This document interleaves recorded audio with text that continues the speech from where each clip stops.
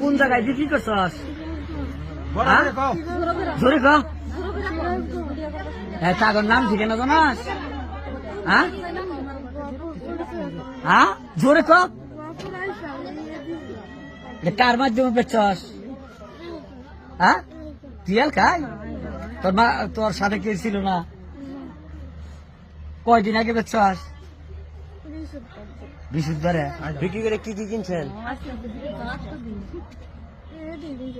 কি কি নাম বলেন? কি নাকের গয়না?